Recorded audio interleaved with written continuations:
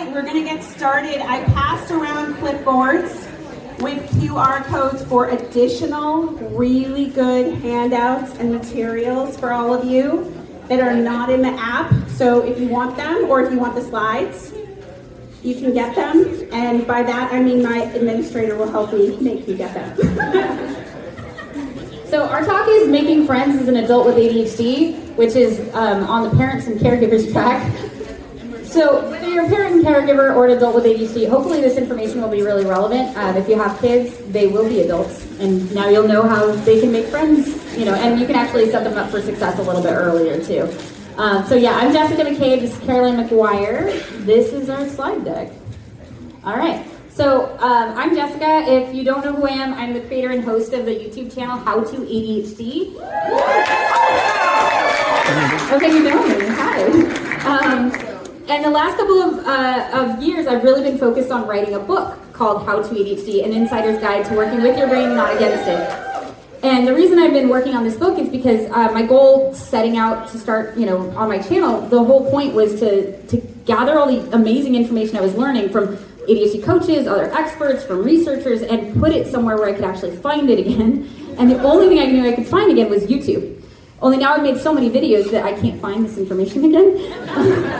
So rather than trying to dig through all my videos, I decided to write a book and put everything that I've learned over the last 7 years in this one book. And so I got interested in this topic of socializing, making friends, because when I went to write this book, I was like, man, I got this on lock. I know ADHD and sleep, and I know all the experts on that, and let's talk about that. And motivation, I've got that down, and focus, and productivity, like time management. And then I was like, how to people. Oh. Whoops. Like in the 7 years where I was studying all this stuff about ADHD and getting really good at my productivity and getting really good at managing my stuff, I forgot to make friends. And I realized this is something I still struggle with a lot, actually, and I can't talk about this topic if I don't know what I'm doing. So I reached out to Caroline because Caroline knows what she's doing when it comes to making friends, and I was like, hi, so instead of making friends, I've just decided that everybody in my community is my friend, and that's how I get all my social needs met, and I probably can't tell everybody, just start a YouTube channel, and then you have built-in friends. I have to give other advice, but I also needed to develop my own in-person friendships, because as amazing as my community was, as amazing as the long-distance friends that I was making were, I got to the point where I was, I got a new house. I was able to get a townhome in Seattle, and I moved in, and there was no internet, and so I realized I don't have anybody to share this moment with, so I just sat on the floor and cried. So I reached out to Caroline, and I was like, so I need this for the book, but also kind of for me. Can you help me? And Caroline said yes.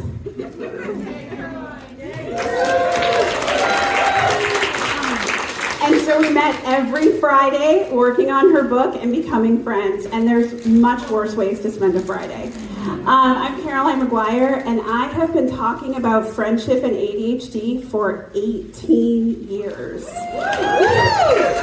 And when I first started here as an ADHD coach, and I had been bullied, and I had been left out, and I definitely had been the last picked always, I started talking about, don't we think that we need friends, and don't you think it's a problem for us, and don't you think that it's hard for us to make friends?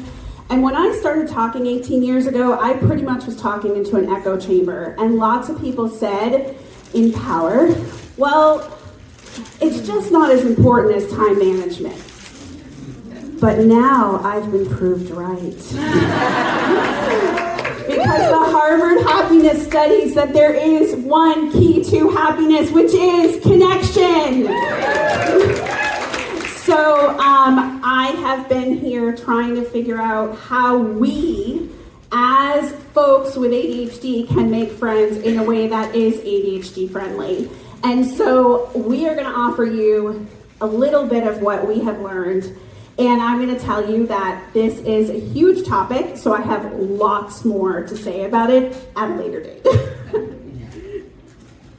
So when I reached out to her and I was like, hi, help, I don't know how to make friends, and I got to teach people how to make friends, Caroline taught me, the first and most important thing Caroline taught me was Because I was like, but we're awkward, and like we interrupt people, and it's ADHD behavior, and we're too much for some people, and then somehow at the same time not enough, and how is that possible? And she was like, hang on.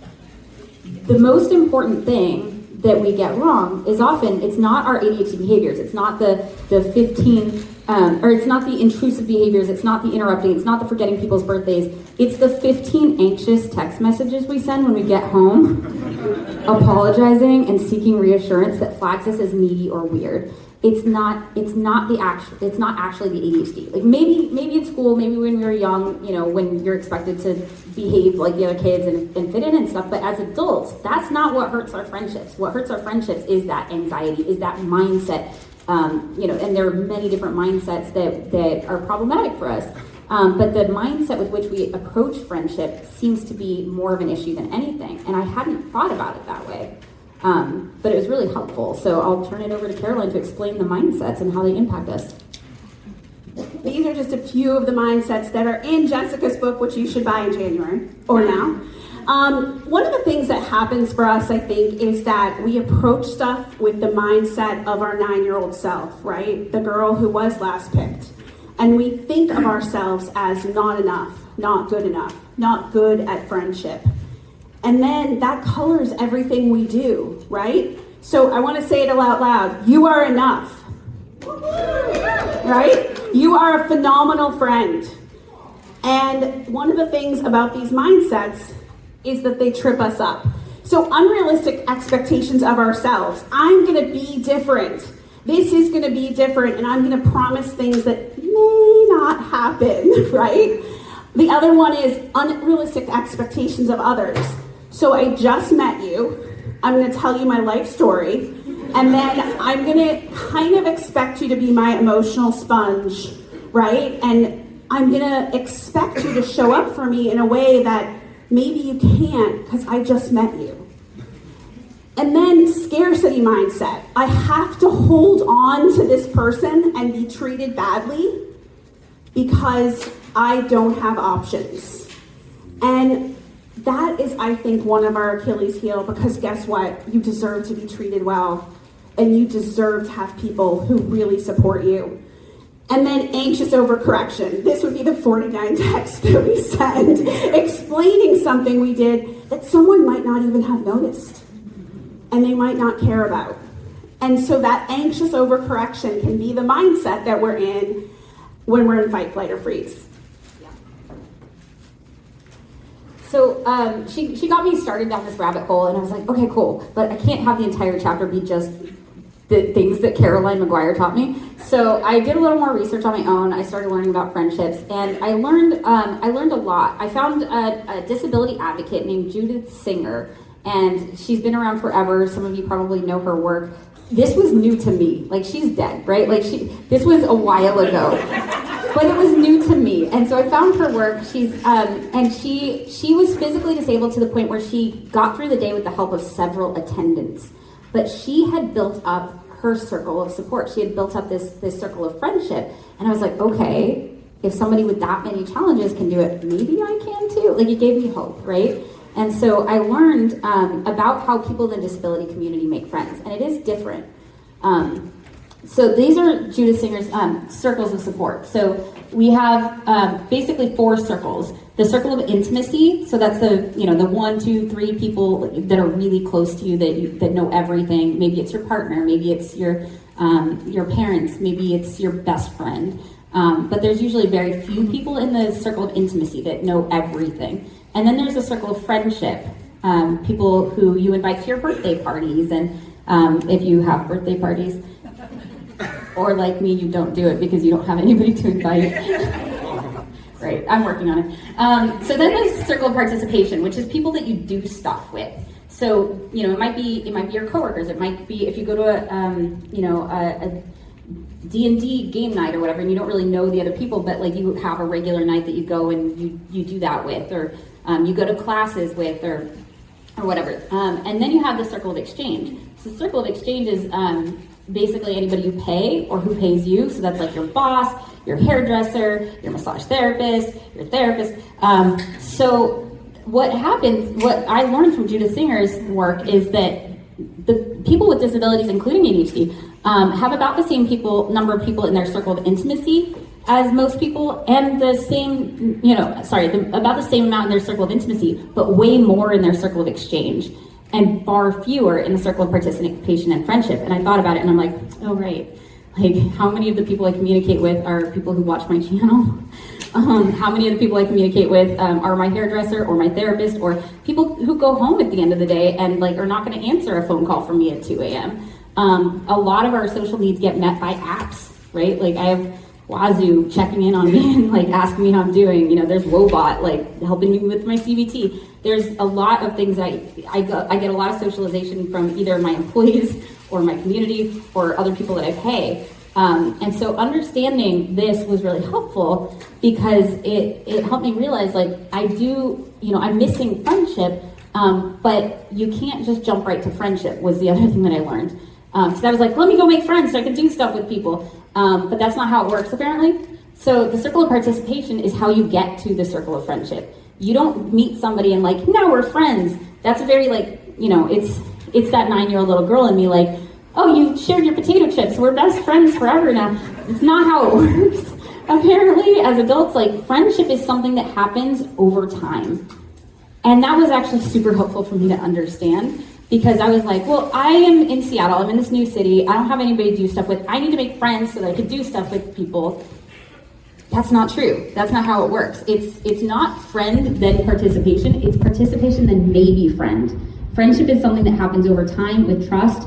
But I didn't know that, so like I would meet somebody and then I would immediately try and be their friend and like show up for them in all the ways that I felt like a friend should and expect them to show up for me in the ways that a friend should. And like, hi, my mom just died, like, can I come over and cry on your couch? They're like, we haven't had coffee together, so no, like that's weird. But I didn't understand that because I was like, well, I didn't know how to get there. So now I understand that you go through the circle of participation. If you show up to places where other people are and you interact with them enough times and you have multiple conversations, you build up this connection over time, then eventually some of them will become friends.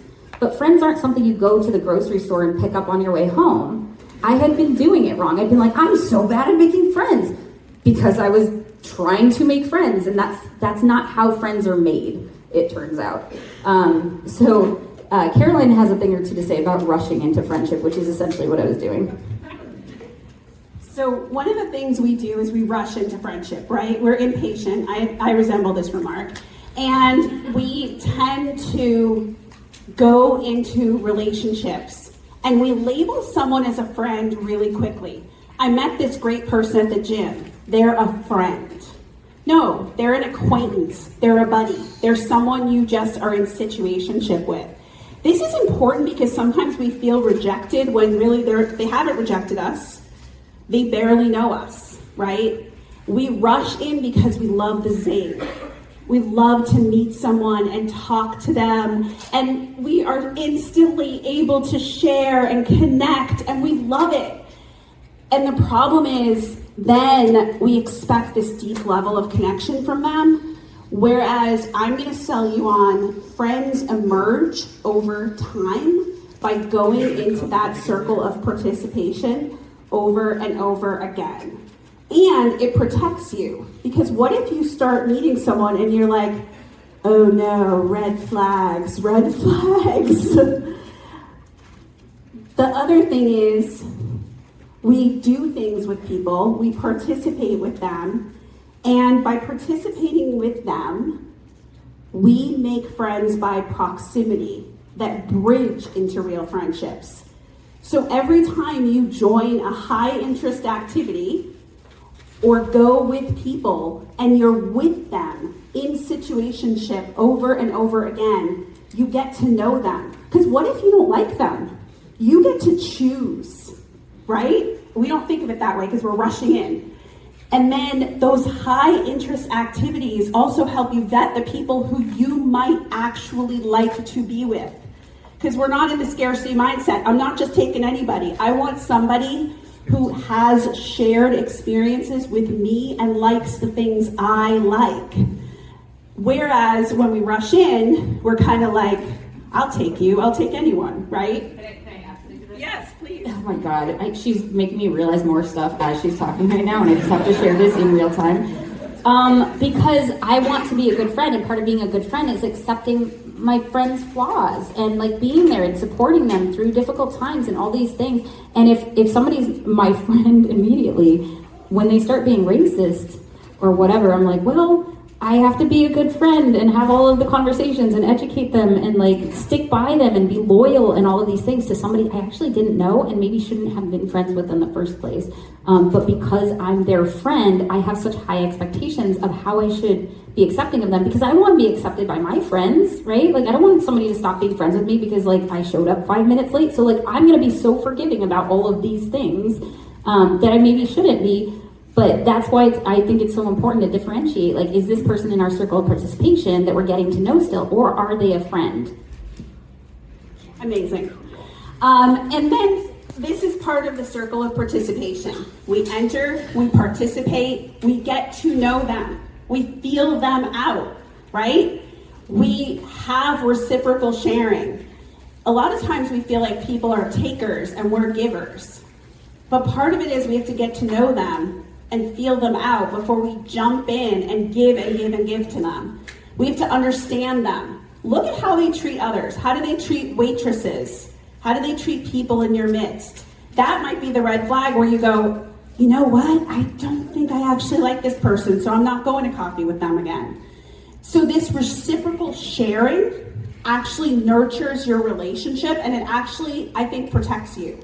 And it gets you to the people who make you feel joy, not just anyone. So part of my recipe is high interest activities, because when I'm bored, I know this is shocking, I'm not always able to pay attention and I don't always behave. So I also like activities where you have something to do and you have something to physically do with your body, so that you're not there just going, I feel so awkward, I don't know what to do. So I've been vetting activities. Build a house with someone, you get to know them. Improv, stand-up, special interest clubs, whatever you are into, there are people into it too.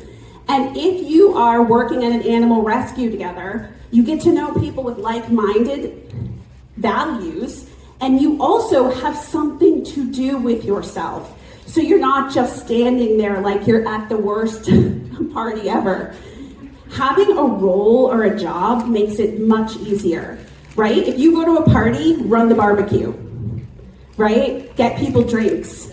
But if you are in an activity where you have a role or a job, it's so much easier to get to know people because you're sorting things, right? I just built wreaths with someone in a church. I'm like building the wreath, talking to them, building the wreath, talking to them. I didn't have to think about what to say next because I had something to do with my hands. It was very hands-on and very kinesthetic. And our special interests are our superpower. How many of you have had a moment where you have zinged and felt tremendous connection at this conference? Because why? We all share common interests. Okay, so then you're in situationship, right? You're getting to know someone, you're having activities, you're building, right? And you're impatiently probably thinking, oh God, this Carolyn lady wants me to do something that takes forever. But it does take time. People say it takes 6 months to a year. Some people say meeting twice a week to actually make friends. But here's my sales pitch. During that time, you might also jettison some people. You might find out that they don't share your same values. You might find out that they are like really kind of toxic. Now you get to move away from them, right? You're getting to know them. Back to you. Okay, but how? No, before you move on, how do you move away from people you don't like, it turns out? Because I'm too nice. I know you're too nice. I have phrases on my website and stuff, but off the top of my head, I just don't go and meet with them. And then I also say things like, oh, I'm so busy, which I hate saying because people say that to us. But part of it is I'm not embedded with them. I haven't moved in with them, right?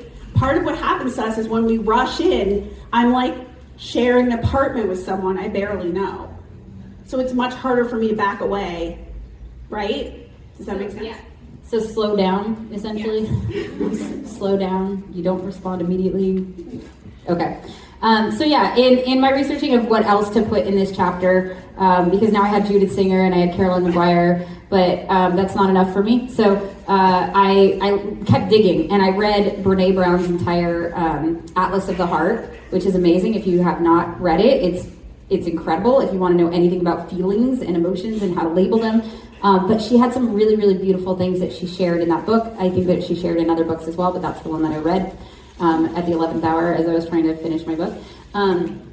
But I had this realization about friendship from reading this, that she spoke to this idea of there's a difference between fitting in and belonging. And a lot of us with ADHD have tried to get to belonging, that sense that we belong, that sense that this is a place where we can be ourselves by fitting in, by cutting off pieces of ourselves. And she's like, that's not the same thing though. Like, you can't actually get to belonging by doing the things that it takes to fit in.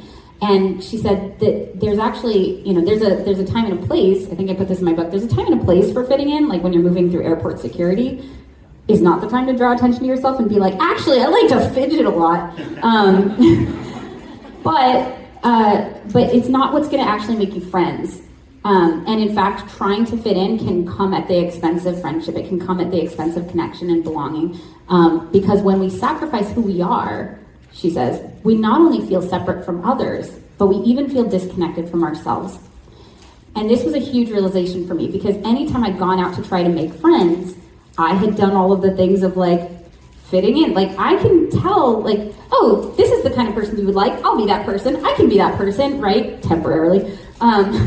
But let me try and fit in. Let me try and be what you need me to be. Let me people please and all of these things. But a lot of the time in doing so, I would end up feeling really lonely. And I didn't understand why going out and trying to connect with people socially made me feel more lonely than if I just stayed at home and done a puzzle.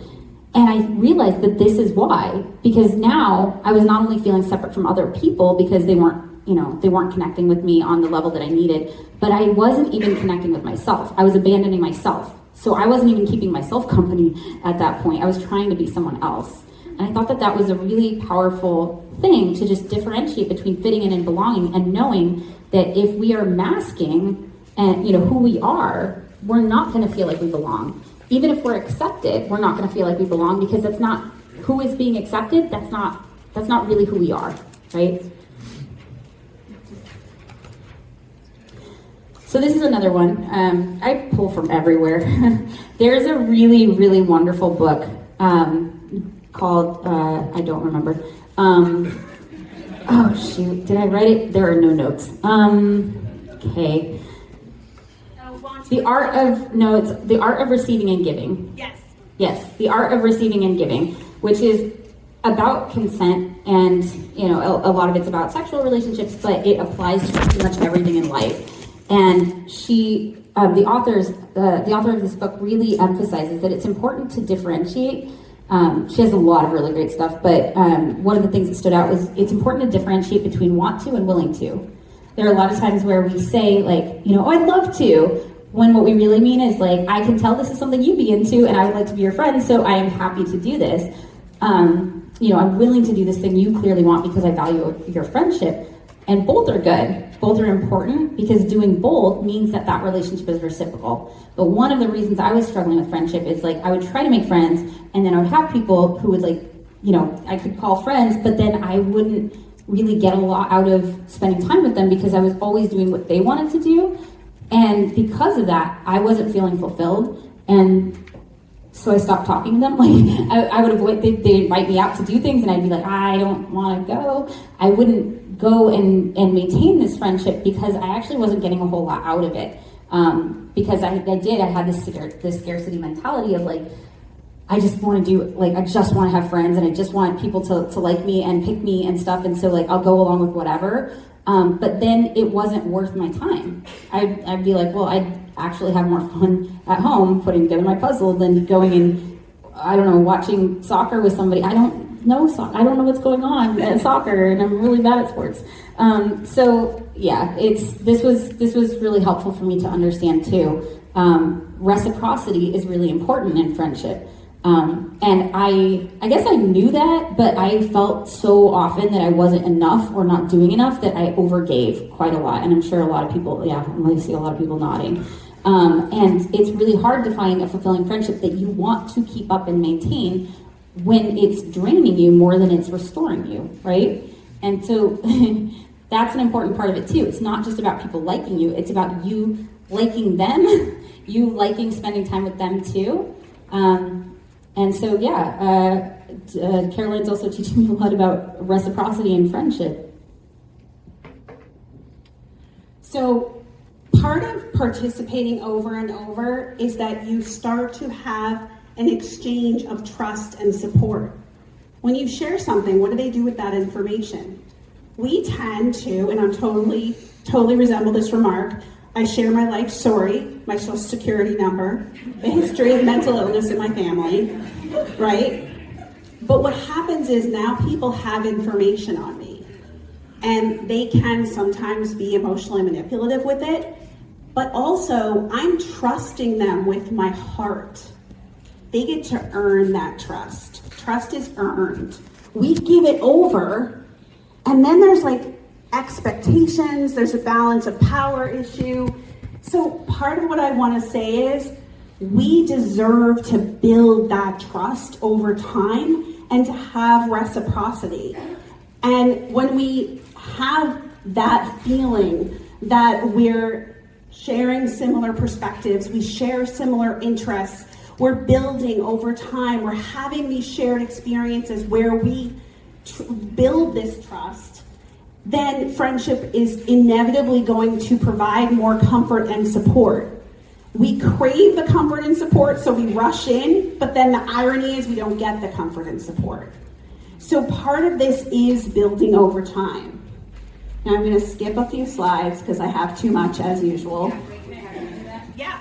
So what that means I have learned is, in all of the giving, sometimes hang on for a second and let them give back. That's part of the reciprocity. Sometimes I'm like, whoa, but this isn't reciprocal. But yeah, the ADHD hyperfocus and like the fact that we can give a lot at the beginning of a relationship sometimes means that the other person can't quite keep up. And so one of the things that I learned that I love is that there are three types of people in the world: givers, matchers, and takers. And I learned this from an article where they were like, who are the happiest people in the world? Givers. Who are the most miserable? Also givers. If they're matched with takers, right? And so one of the things that it taught me to do is to, at first, if you are a giver, act like you're a matcher. So a matcher is somebody who, like, oh, I'll get lunch and you'll get lunch next time, and it kind of really is this reciprocal, more equal thing. And it's okay if eventually you get more generous, but you're going to weed out the takers is what's going to happen. Because if you're like, I'll get lunch, and then you wait for them to invite you or whatever, and they don't, if they just want, they're not going to stick around very long, because if you're not giving way more than they are, that's not the kind of relationship they're looking for. And so it's a really good way to kind of see if this relationship is one where it's safe to be a giver. And now I have friends that are also givers or are matchers or whatever, but I don't have any takers in my life anymore, which is really, really nice. But it's hard because it does require slowing down at the point where you're most excited. Because at the beginning of a relationship, at the beginning of a friendship, that's when you're establishing the dynamic. You're setting people's expectations up for what they can expect from you. And here's the thing, they're either going to be takers and you're going to be exhausted and giving all of the time and not getting much back, or they're also going to be givers or matchers or whatever, and they're going to give back at that equal pace, and then be real disappointed when 3 months later your hyperfocus wears off or it's focused on something else and you can't keep that up. And so much of this is about slowing down at the beginning of a friendship and letting them take their turn, as opposed to trying to beat the game all by yourself. It's a co-op. Let them have a controller too.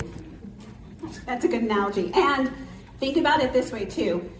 If we have the mindset of unrealistic expectations of ourselves, right? We're not showing our true self, right? We're pretending, right? So one of the things Jessica told me that I have to highlight is that when people would ask you if you want to go to like a basketball game or something. Yeah. And I know the right answer. They're like, oh, do you like basketball? I'm going to a basketball game. And like, I used to work at the Staples Center, like at a steakhouse right next to the Staples Center, and we'd get free tickets. So like, I have basketball stories. Like, oh yeah, I used to get free tickets. I get to go see the Lakers play. Like, I could say all those things. And I knew that that was the right response for me to have this person be my friend, because that's their interest. And I'm like, cool, I can match that interest. Except I realized I don't want to be sitting at a basketball game with this friend 5 years from now going, I fucking hate basketball. So I did something kind of bold. I was like, no, I'm not actually really into basketball. I love to play tennis. Do you like tennis? And she was like, no, not really my thing, but like, cool. That friendship didn't evolve into what I had hoped it would be. But guess what I don't have to do? Pretend to like basketball. And so I wanted to highlight that because I thought it was one of the things that Jessica shared with me that was the most potent. By the way, I never pretended to like basketball. Maybe that's why I didn't have those friends. So part of this is bridging, right? So what do? We're participating with people, and we're meeting them, and we're having shared interest, and we're starting to have this history with them, right? And then we want to use the activity from knowing them and use that knowledge to bridge into a friendship where we see them outside of the activity. Because right now we're in a situationship. So one of my biggest things is that we don't follow through, right? I'm totally about this, right? I probably have like 49 unanswered texts right now, right? And so operationalizing our social interaction, having it be a set thing, is so important, because otherwise we just are in this cycle of constantly feeling bad, and there's no need to feel bad. Regular meetup points, right? Having these times where you regularly see someone allows you not to have to think about it. It's on autopilot. I don't have to think about it. Creating the routines, and then everything that you can put on automatic pilot. Like, try not to have it be. And I do this thing called a communisplation also. So a communisplation is communicating your needs or your neurology. You don't have to say your ADHD if you don't feel comfortable. But I say things like, I'm a busy mom with a huge career. So sometimes I forget to text back, but I really enjoy being with you. Could we set a regular meeting, right? And it's really about your needs and communicating who you are in a way that allows them to understand. So high interest equals high connection is the other thing. When we are trying to find friends, if we have high interest is our fuel, right? So if we are interested, our focus goes up, our ability to connect goes up. So if you want to take away one thing today, high interest, because interest is our jam. That's what we do. And then when people are out of sight, they're out of mind, for me at least. For me. And so the more we can anchor responding or have a system, it's better. So every time my kids are getting on the bus, I respond to people, right? And then that's the anchor. If I see the bus stop, I know that I'm going to respond. Whatever we have to do to set it up so that we are not constantly in this mindset that, oh gosh, I don't keep up. And this is the other thing Jessica taught me that I want to share. A lot of you write this to me often. I'm ashamed because I didn't text back, so I let the relationship die because I'm convinced they don't want to hear from me. And that's just not true. So recently, I've been pushing people, just write them, just see. And you know what the universal reaction has been? I'm so glad to hear from you. Your college roommate, the people in your life who write you on Facebook. And some of it is a lot of executive function, right? There's so many channels coming to us. I also do a communisplation about channels. I do not have the ability to follow all these different things coming at me easily. And so I would love it if we could keep it to text, right? And I just explained, I have a lot of learning disabilities, a buffet, and I need you to understand that I have a hard time following that. But that piece where we decide and we feel the shame is such a huge piece of where the connection breaks down. So I really want my sales pitch to be, if we can come up with a system and we lag in responding, still respond because people are happy to hear from you. Is that good? So I just responded to somebody. Thank you, Caroline.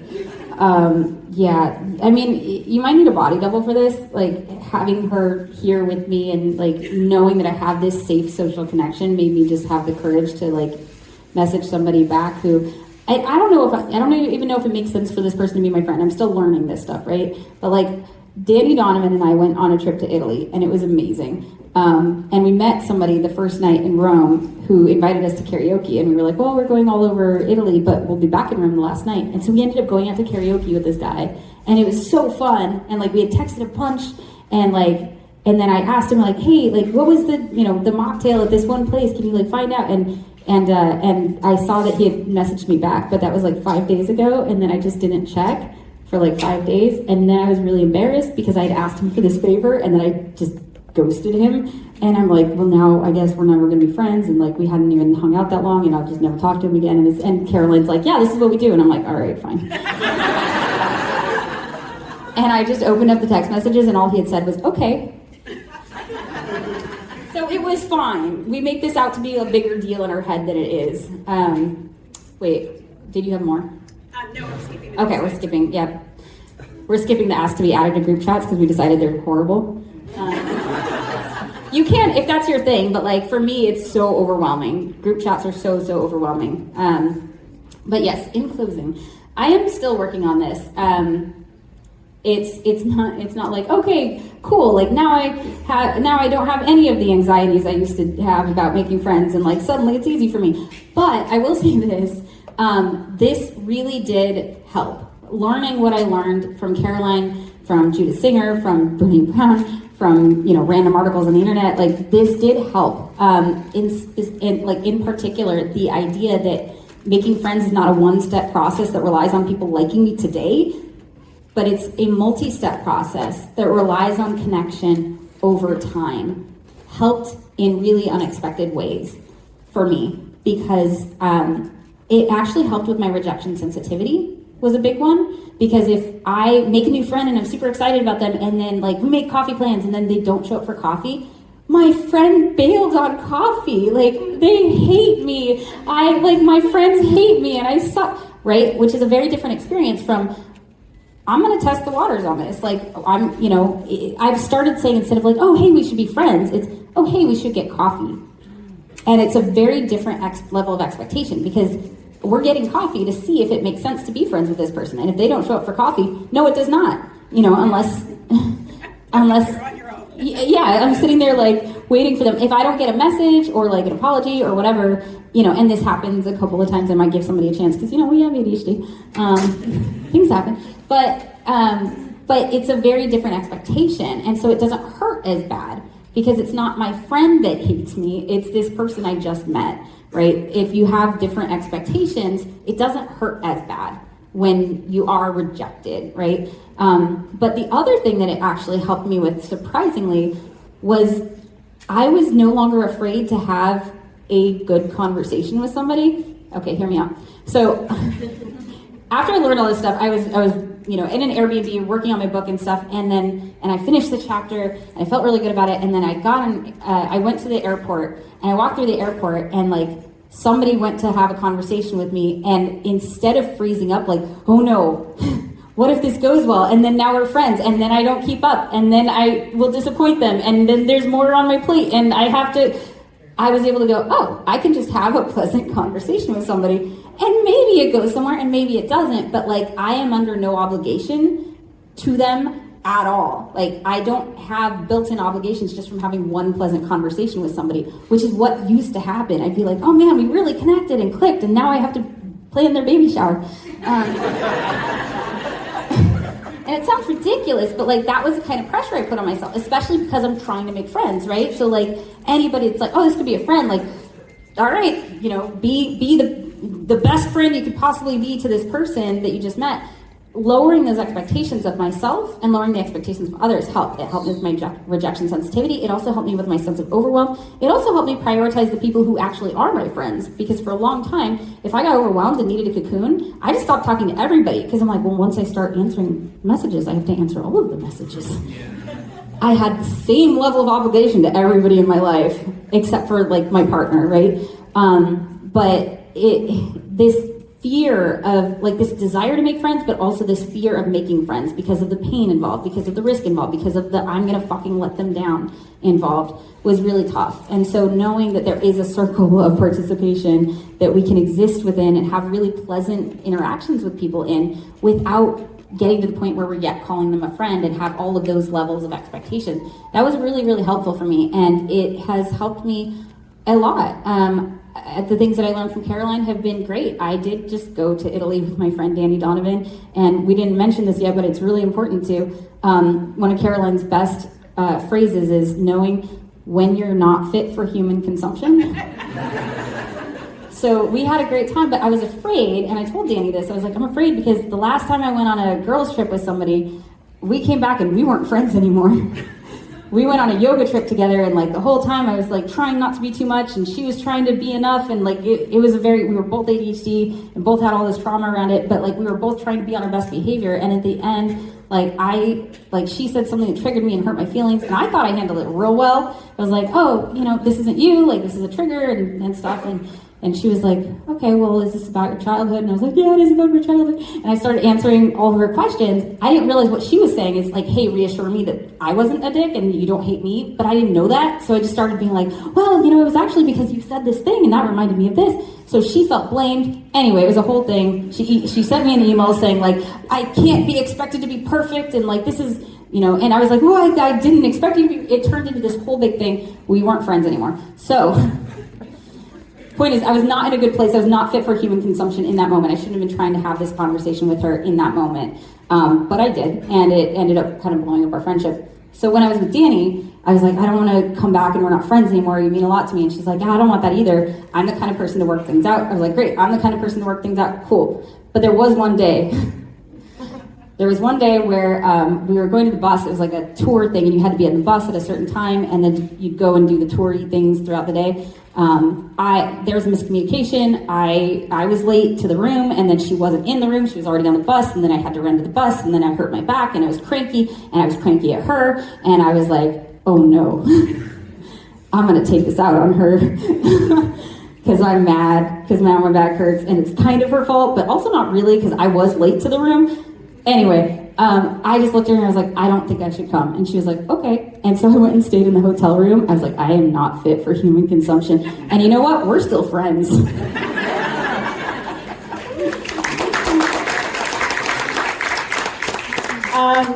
So I want to say this. I've been here for 18 years.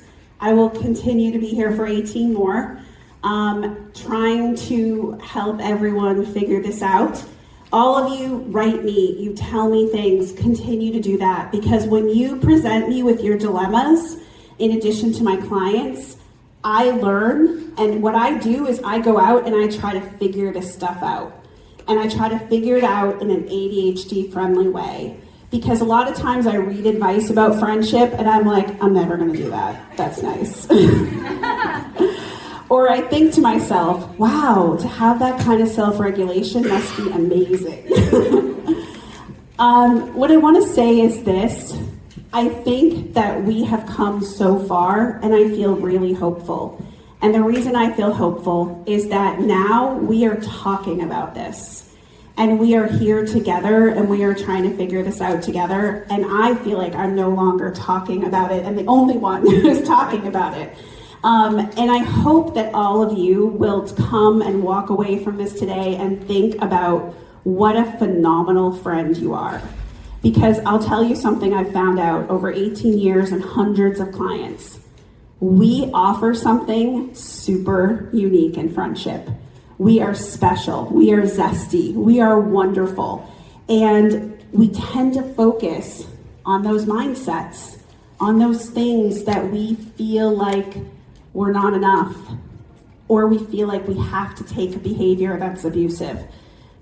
We don't. We don't. And so every day, I want you to promise me you're going to get up and you're going to think, I'm a phenomenal friend and I am enough. Thank you.